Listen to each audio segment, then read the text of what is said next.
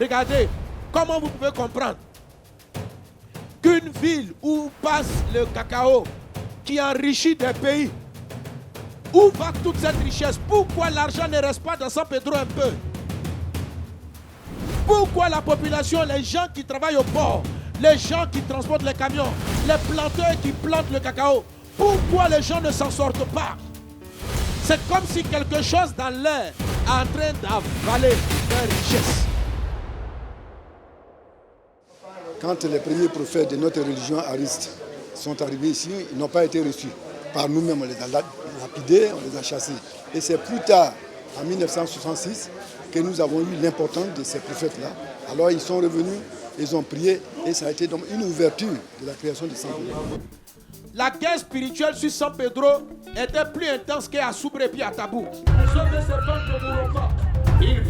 Je ne comprenais pas pourquoi. C'est comme si tout est favorable, mais en même temps, dans l'air, il y a une puissance qui combat. Et ce qui s'est passé ici, en plus de ça, et les miracles là, moi, je n'ai jamais vu ça. J'ai dit à Dieu, lorsqu'il y a qui dit si Kader n'a pas parlé là, je vais laisser Kader d'avoir tout, mais vous allez partir à lui. Kader! Oui. Je touche, il n'y a plus l'aide. C'est quand une personne de bonne volonté comme Mohamed Sanogo vient pour apporter son aide à ces personnes-là, qu'est-ce que vous voulez qu'on dise? Quand on dit Jésus revient là, Jésus reviendra. Il n'a pas attendu le retour de Jésus pour aider les gens. Moi, je pense que dans la vie, Dieu choisit un homme qui fait le chemin. Il a mis en place l'organisation. L'organisation n'appartient plus à Mohamed Sanogo, c'est au corps de Christ. Il faut que l'Église s'implique pour que le message de vie devienne une plateforme. Mohamed Sanogo dans notre commune, depuis 3 jours, nous venons de le recevoir dans notre localité, dans la salle de mariage de la mairie. Et je pense que c'est l'œuvre de Dieu qui prime tout ce que nous faisons sur cette terre.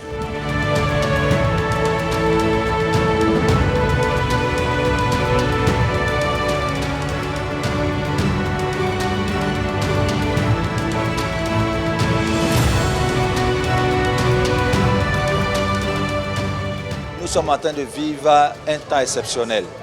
Parce que depuis que je suis pour ma part à San Pedro, ça me fait 12 années, il faut dire qu'il y a eu des campagnes d'évangélisation tenues, mais cette campagne-là est un signe majeur pour les changements que Dieu nous a fait connaître dans l'esprit qui sont à venir dans la ville.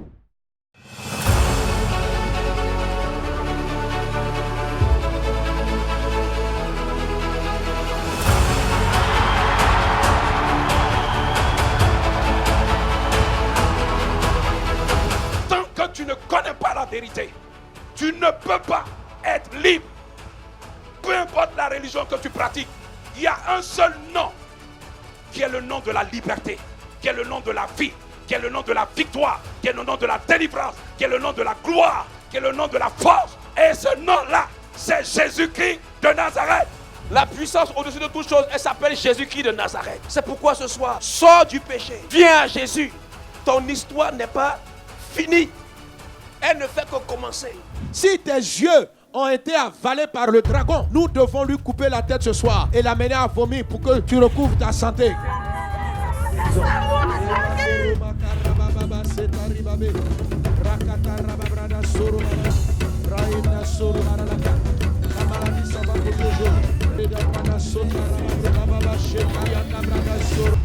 Pasteur, oui, ça fait 11 ans que notre soeur ne marchait pas sans sa béquille.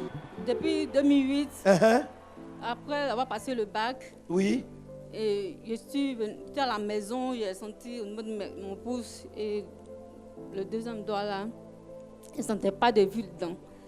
Et après ça a commencé à se propager, ça a pris toute la main gauche. Et après ça a pris maintenant tout le côté gauche de la tête jusqu'à... C'était un AVC? Non, c'est pas AVC, c'est une hémiplégie. C'est une hémiplégie comme ça qui est une hémiplégie. Quand je prends ma tension, c'est normal. Il y avait tous les radios, elle passait partout. Il n'y a pas eu de résultats. Et aujourd'hui, bon, je vois que tu boites un peu, mais comment tu sais que tu es guéri comme ça? Quand je me lève comme ça, je sens mes nerfs là sont faibles. Quand tu te lèves, d'habitude tes nerfs sont faibles, oui. D'abord que je ne peux pas me tenir totalement debout, je suis obligé de m'appuyer sur la béquille. Et quand je sors, je suis obligé de prendre la béquille. Tout ce que je fais, c'est avec la béquille. Je m'appuie sur la béquille. Même quand j'avais prié, on m'a dit, Vous allez sentir quelque chose bouger dans votre corps. Donc j'ai senti comme mes nerfs ont commencé à... Les nerfs ont commencé à bouger. Waouh! J'ai senti des frissons, ce que j'ai jamais ressenti jusqu'à aujourd'hui. Wow. Et puis au niveau de ma main aussi, ma main qui n'avait pas le truc, qui ne pouvait pas se lever comme ça.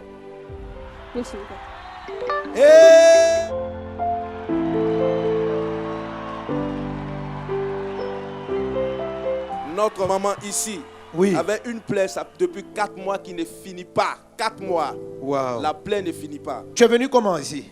Je suis venu dans une brouette. Dans une brouette? Non, dans...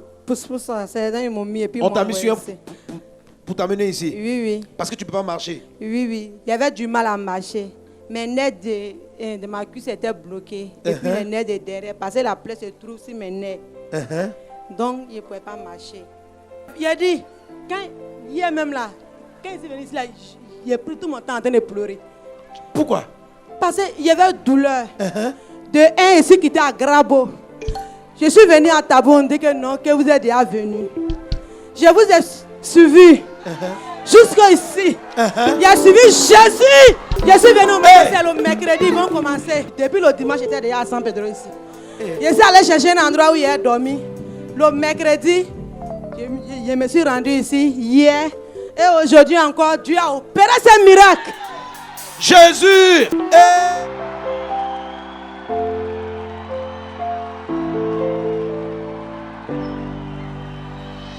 Notre papa avait l'aîné depuis 2 ans et hier il est venu à la prière et Jésus l'a guéri. Et il est allé à l'hôpital, ils ont fait des tests et ils ont constaté avec les médecins que l'aîné ça a commencé depuis l'année surpassée jusqu'à même mes pieds là, ça tenait plus. Les pieds là? Ça tenait pas. Ça tenait pas. Tu fais des problèmes pour marcher? Je marche aujourd'hui, je marche mais ça va. Donc, hier même, quand ils ont prié pour moi, hier, là, dès que le pasteur qui a prié pour moi, quand il a mis la table, il parlait courroux. Et puis il dit, attends, quand il a touché, ça fait quoi? Ça fait courroux. Ça fait courroux. Ouais. Et puis il a dit, quel bruit il a dit, souvent quand ça me fait mot de ventre. Je suis parti à Meuse, je n'ai rien senti. C'est là, moi, il dit, bon, aujourd'hui, il est venu voir. Le docteur? Les docteurs ont regardé, dit le vieux. Il n'y a plus rien. Alléluia! Oui, notre maman avait l'hernie discale. Et elle était chez elle à la maison, elle avait des douleurs. Elle ne pouvait même pas bien se redresser. À 2h du matin, elle a senti une force la tirer. Elle est venue dans ce stade-là. Hier. Depuis sa maison. Aujourd'hui. Aujourd'hui là. Ce matin, à 2h du matin. Tout dans le sud là. Tu étais au courant du programme? Je suis au courant du programme. Et je ne pouvais pas venir tellement que la douleur était tellement atroce. C'est aux environs de 2h du matin. Je me suis réveillée comme ça. J'ai dit à mon mari, vraiment, ouvre la porte. Je m'en vais. Je viens à la croisade et j'ai emprunté le taxi. Je suis venue, je suis descendue là. J'étais même arrêtée là. Et c'est tout à l'heure, quand ils ont prié, ils m'ont fait venir là. Et j'ai vu qu'une force est sortie à moi. Parce que tout ce qui me faisait mal. Tout le dos là. De colonne vertébrale jusqu'au pied. Et ça a disparu? Ça a disparu. Totalement? Totalement.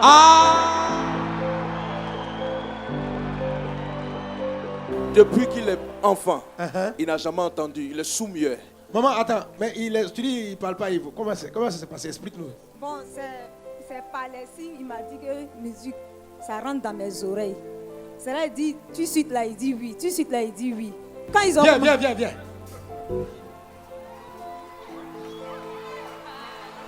Tu entends? Tu entends?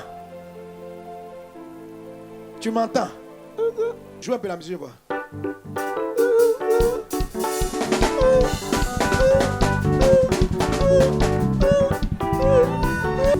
Amen.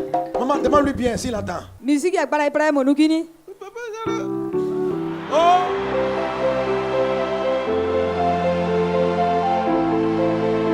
Il avait une boule dans le ventre. Ils sont venus ce matin, ils ont fait échographie et ils ont constaté que la boule était là. Mais ce soir, au cours de la prière, la boule a complètement disparu. Voici les médecins. Docteur, explique, l'enfant avec quoi? Il avait une hépatomégalie, ça veut dire que le foie était plus gros que la normale. J'ai demandé à la maman d'aller faire une échographie ici. Oui. Effectivement, l'échographie a montré. Donc je lui ai dit ça là, c'est pas quelque chose qu'on peut guérir ici par la médecine. Mais viens le soir, Jésus va faire quelque chose. Maintenant, mais quand tu le vois comme ça, comment on peut savoir qu'il est guéri? Je ne comprends pas. Parce que la boule a disparu. Ce matin, on il y avait une sentait boule ici? Le foie était gros. La boule était où? Voilà. Ici. C'était ici? C'était ici exactement. La boule était là? C'était là bien gros. Mais il faut vous toucher. Il n'y en a plus. Il n'y en a plus? Il y en a plus. Ça a disparu. Oh!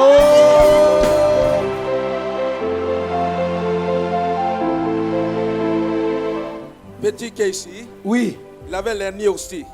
Et ce matin, oui, ça a disparu. Comment ça? Hier, mes soeurs sont venues ici. Elles ont dit que non, le pasteur guérit les hernies des enfants. Il est né avec pour lui. Donc, quand on dort la nuit, il a les mots devant, il pleure. Donc, il a dit, aujourd'hui, je vais venir avec lui. Si c'est aujourd'hui, il va guérir, il va guérir. Donc, il s'est venu avec lui. Il y a 2 pasteurs qui ont prié pour lui. Il touche, il n'y a plus l'hernie. Ça a disparu? Oui. On voyait ça? Oui, on voyait. Oui, ça.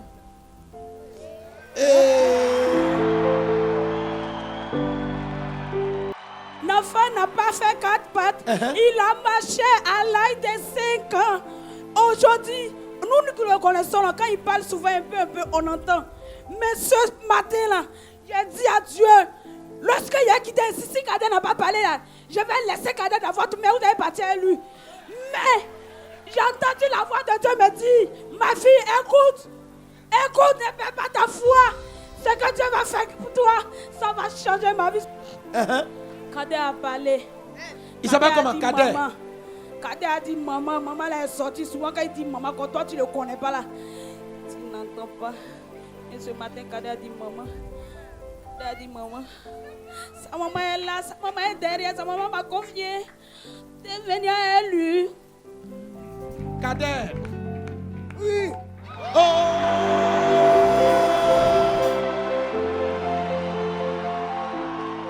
Kader.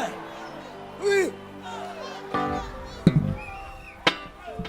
Tu es guéri aujourd'hui. Amen.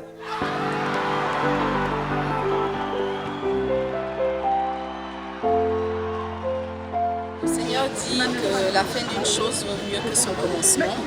Et cette vague a été époustouflante. Nous avons vu le Seigneur avec gloire à tous les niveaux, que ce soit pendant les croisades du soir, à travers la parole, à travers les guérisons. Vraiment, on a vu des miracles comme on n'en a jamais vu depuis que ce tour a commencé. Et nous pouvons dire avec assurance que nous allons de gloire en gloire.